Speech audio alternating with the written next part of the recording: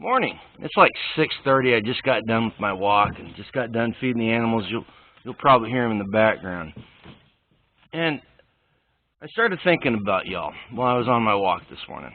And we've got about 1,100 subscribers right now, but there's only about 100 of you that follow us on a regular basis. If I'm looking at the analytics on the videos.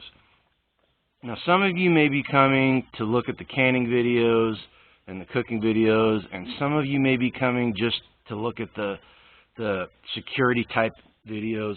But I think for the most part, the people that are following us are interested in the homesteading journey, and you're either on it or you're beginning it, or you're thinking about beginning it. All right, and it got me thinking. We need to ask ourselves some questions. Stick around, and we're going to talk about those.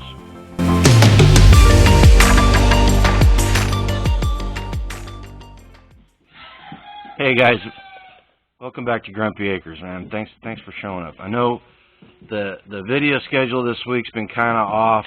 Going to the homestead conference threw everything out of whack, and I spent the last couple of days trying to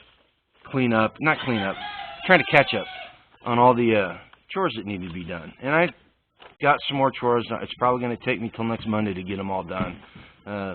Shooting a video tonight with Tag, our next freedom video, which is that whole thing's been a lot of fun.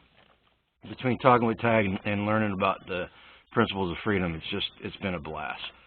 But anyway, that's not what this video is about. This video is about some questions we need to ask ourselves if we're going to go on the homesteading journey. And even if you're on it and you feel that you're well down that road, you probably would benefit asking yourself these questions too if you haven't already. I guarantee you that if you're like me, that at some point you've thought about these, but you've never sat down and like, okay, let's do a comprehensive Q&A with ourselves. All right? So here's what I want you to do. I want you to grab your significant other if you've got one, and you guys need to sit down and ask yourselves these questions. All right? First and foremost, I got some notes here, so I'm going to be looking down, okay? Why do I want to do this? That's the basic question. Why? Why do you want to do this? Are you doing it because it's trendy? Are you doing it because you're looking for a healthier lifestyle, raising your own food? Are you doing it for a little security? You've looked at the world like we did when we started our journey, and we saw that we have to take care of our own well-being. Or are you looking for freedom? Are you looking to be free of the system? All right. And that's a really important question, because I'm telling you right now, if you're doing it because it's trendy, you need to rethink it, because you will fall away. Trendy's cool for a while, but it wears on you. All right, and the reality of everything sets in, and you're going to end up wasting a lot of time, energy, and money if you're doing it because it's trendy. If you want a healthier lifestyle, that's great. I'm telling you what, I joke about it, but there's a lot of money to be made in the farm pit system, where you have people that are looking for what's the exercise program called where you're out doing like real life stuff, like flipping the tire over and doing the chains and hitting it with a sledgehammer. That's homesteading. I call it farm fit, and there's a huge market out there if you're close enough to a place where people will spend money on that. All right. Security wise, you know what? We've got a lot more food security and financial security since we started homesteading, or even before we started homesteading, we started down that path, and the homesteading just made it that much better. And then naturally, we talk about freedom all the time on this channel. That's what we're here for. This video channel started out as us documenting our homesteading journey And with everything that happened, causing the move and all that, we become more freedom focused, and that's going down the road. To us, that's probably the most important thing in our lives is the freedom that it gives us. But I'm going to tell you right now, if you're doing it for freedom's sake, just be forewarned that no matter what you think freedom looks like, once you start homesteading and the rubber meets the road, it does not look like what you think it did. It's dirty, it's messy, it can be scary at times, but the payoff's well worth it. All right, the next question, and I kind of put these things in order that kind of makes sense, but you can prioritize them however you want. So I'm not doing these in any specific order as far as prioritization. It's just things that you need to ask yourselves. The next question is, what skills do I have? You need to sit down and do a skills inventory, and you need to figure out what you know and what you don't know. And even then, even after you answer those two questions, there's going to be stuff out there that you don't know you don't know. Does that make sense? As far as skills go, William over at Permapasture Farm made a comment. He said permaculture is a toolbox, and that's right. It's just a set of tools that we can use to implement permaculture principles. And we need to make a homesteading toolbox, and permaculture is one of the tools that we put in that. You have to master so many skills. Well, not master, you have to be fluent in a lot of skills. Plumber, carpenter, electrician, mechanic, horticulturist, animal husbandry, arborist. I mean, the list just goes on, and you don't have to be, I use the word fluent. You don't have to be fluent in it, but you need to be as conversational and as many skills as possible, because it's just going to make your life so much better. And the next question is, are you willing to learn? Angela isn't with me when I make this video, and she's probably going to get a little upset at me when I say this, but for the longest time, I could not teach her anything. And it wasn't that she wasn't willing to learn. It's just I was her spouse, and we just butted heads on that. And Tag made a comment one time is don't try to teach her. He said that to me, and that was probably some of the best advice that he ever gave me. Was I just stopped trying to teach her, and I let her friends and I let other people that she knew teach her. Now, I also know people that are unteachable, and it's not because they're stupid or ignorant. It's because they're not willing to learn. They know everything. They are experts on every single subject, and no matter what you tell them, they know best. Conversation I had with William from Permapasture Farms. He and Billy do the chicken tractor on steroids, which is proven to work. And he had a conversation with somebody, and they told him it wouldn't work. They told him flat out they had not tried it, they had not done anything, but they sat there and argued with him for about 30 minutes, telling him it would not work. And that's what I'm talking about. You have to be willing to learn. That person was not even willing to give it a try and learn how it was done. They just dismissed it outright. So don't be one of those people, okay? We need to instead of trying to be an expert in everything, try to be a jack of all trades. And what you don't know, there's a question we're going to ask about that here down the road. Next thing we need to ask ourselves: what do my finances look like? We need to audit our finances. We need to check our financial health, because I'm telling you right now, if you start this journey, or you try to jumpstart the journey or continue the journey by going into debt, you are making things exponentially harder for yourself. Because it costs money.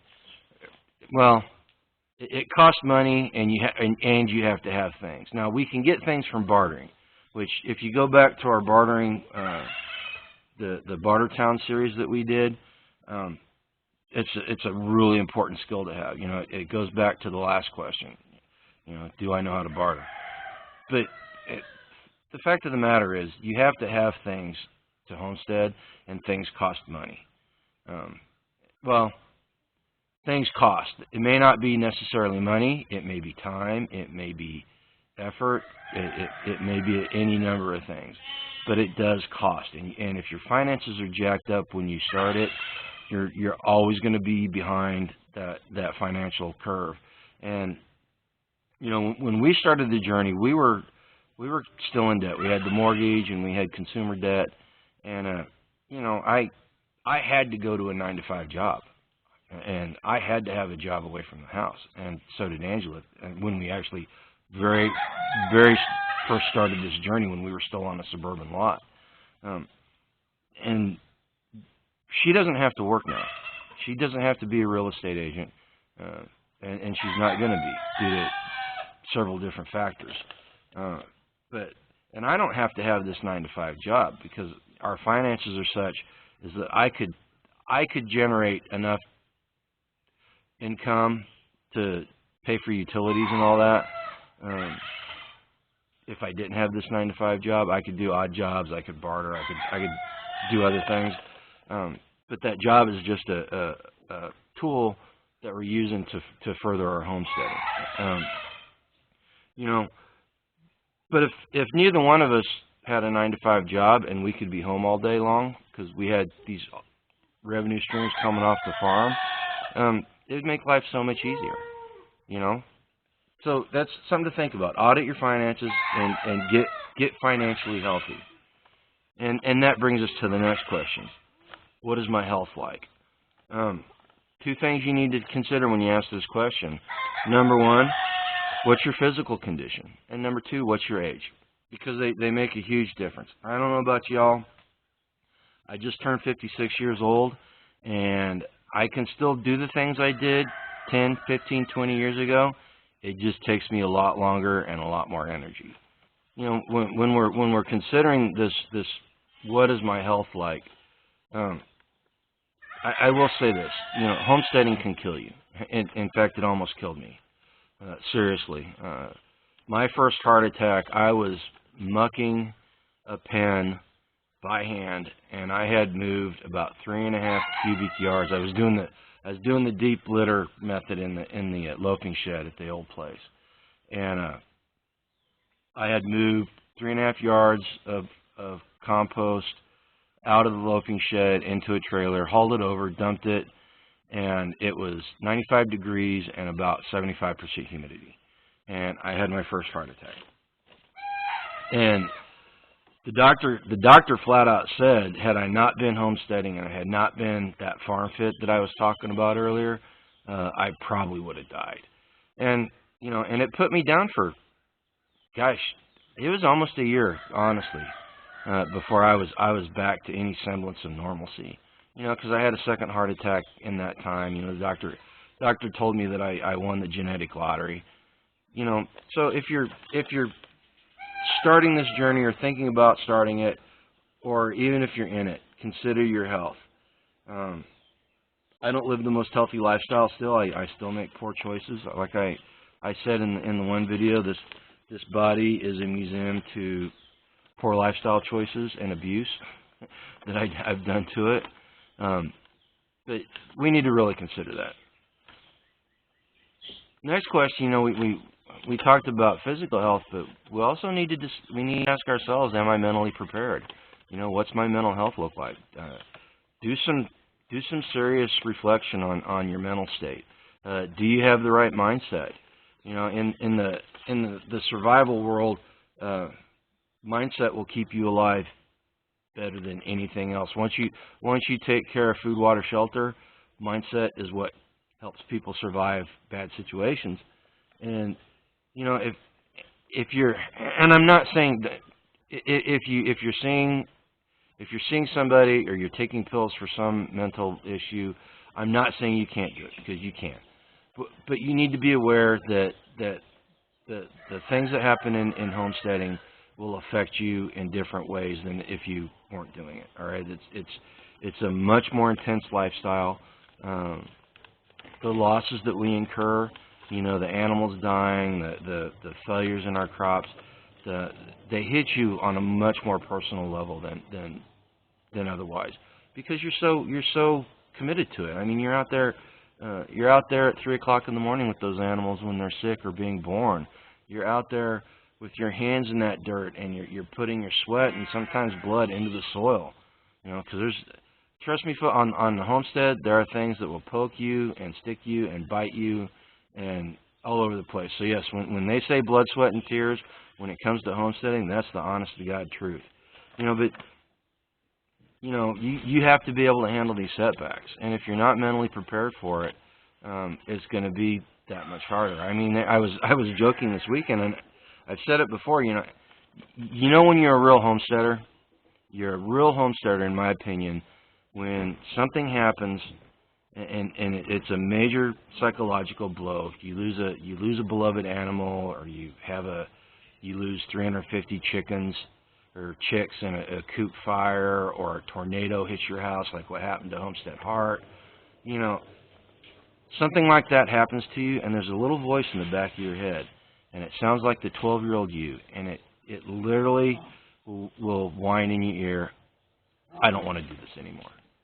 That's when you're a real homesteader. Whenever you hear that voice and you pick yourself up, dust off your boots, and start working again, that's when you become a real homesteader. And there's a lot of people can't handle that. You know, and that's not a judgment on them or saying anything negative about them. It's just honest to God truth. Some people are not prepared to handle that type of stress. You know, one thing that helps with our mental health, especially, is our community. And that's a question you need to ask yourself: what does my community look like? You know, do you have a support structure behind you already, or do you have to go out and build one? Are you starting this journey by yourself, or are you doing it with friends and family that will give you a hand? You know, we had a friend at the old homestead, and I did not know a lot of people in town. We were the newcomers, and it was one of those communities where even if you'd been there for 10, 15 years, you were still an outsider. And I did not know a lot of people, and he did. He grew up there, and I kept getting him, or I kept leaning on him. I was like, look, you know the people. Set these things up so we can meet people, and let's build a circle. And he was adverse to doing that, and he never did it. And that's part of the reason why we ended up where we are now, because I finally got tired of it, and I went out and found like-minded people on my own, and it just so happened that they were in another state 2 hours away. And then whenever it came time to make the decision, I didn't have the infrastructure there, or community. I didn't have a really deep circle there. You know, we had acquaintances, but nobody like we've got out here. You know, we didn't. There was nobody out there in our lives that, like Darren and Patty and Tag and B and all these other people that are in our circle. You know, they just weren't there. You know, so when it came time to make the decision, we moved to where the community was. You know, so you got to think about that. And if you don't have a community, you need to ask yourself, am I willing to build one? You know, that's one thing about the permaculture community, the homesteading community, is there are a lot of introverts. Surprisingly more than you would think there are. You know, but there's a lot of introverts, and they have a hard time going out and meeting people and building these communities. And if you are an introvert, you need to ask yourself, am I willing to make myself vulnerable and go out and meet people and try to build a community? Because I'm telling you right now, I said it in the last video about you know, like-minded people and having friends. It's a heck of a lot easier to face the setbacks. Oh, big old vulture just flew over. We got turkey vultures all over the place in this area. But anyway, I digress. You know, it's a lot easier to handle the setbacks and everything when you've got somebody there standing side by side with you. And when you need a hand, I'm getting distracted because now Freya's herding chickens. She's over there herding chickens. But you have people with you to help you do things. We had the coop raising. You know, had I had to do that by myself, again, it would have taken months. You know, so we need to ask that question: am I willing to build a community? Now, here's I said these weren't in any specific order, and I really didn't think one was above the other. But now that I'm thinking about it, the most important question you need to ask yourself is why. And then once you run through all those other questions, the second most important question should be asked at the end, and that is, do I have a plan? All this doesn't happen by accident. One of the things that we did wrong on this is we did not have a plan. Well, let me rephrase that. We had a plan, but it wasn't very well thought out. And once we put the plan out, we had a 5-year plan to buy a homestead and get it. Well, we ended up getting a homestead 2 years into the plan. And then we started getting animals basically on accident, because Angela was a real estate agent and people were moving and giving us animals. So that's how we got our first sheep and goats and chickens and ducks. And we paid the price for that, for not having a plan. One of the things whenever you're doing a permaculture design is the order of actions. So you do things in a specific order because one step builds on the next step, builds on the next step. And if you don't have a plan and you're just doing it scattershot, you end up retreading a lot of ground. You end up wasting a lot of time, energy, and money, and it just makes life that much harder for you. So have a plan. And as you're making this plan up, you should consider all the answers to the previous questions that we asked. You know, our age, our physical condition dictates where we put infrastructure, because when we're 75, we need it set up different than when we're 45. And we need to build it when we're 45 so that the 75 us can do it. So we have to have that plan. We have to have a plan for the animals. You know, we had the plan for our flocks. I mean, we were going to start making money in 2020, and the coup happened, and that went out the window. And then we had to move, and now we're sitting on too many animals. Quite honestly, our flock is too big, and there are too many animals in there that are just eating food, and that's it. So we have to fix that now, and we're in the process of doing that. Hopefully we'll get those milk does for the goats in and get rid of some of these sheep in the next month or two, and we'll start getting things back in balance. Okay, that's all I've got as far as the questions go. If you can think of any other questions that need to be asked, please put it down in the comments. I'd like to add that to it. I think I'm going to take this list and clean it up, and I may put it into a Word document or a PDF and put it in the community page as a tool that people can use whenever they're starting this journey, or they just want to audit themselves. You know, if you found this useful, do it. If you are not useful, if you think that this can help you, sit down and ask yourself these questions and get a piece of paper, write down the answers, and be truthful. I mean, there's the only person you hurt when you let your ego get in the way is you. All right, so put your ego up on the shelf and answer these questions as honestly and truthfully as you can. You may not like some of the answers that you got, but they're going to help you make your plan and start this journey and be successful with the minimal amount of hassle. So just do it that way. As usual, go ahead and hit the notification bell if you like the video, so you know when we're dropping more videos. Angela's got some canning videos coming up, and like I said, I'm filming the next Principles of Freedom video with Tag tonight, so it'll be out. Today's Thursday, and it'll be out Friday. then most of all, folks, go live a life gun free. Take care.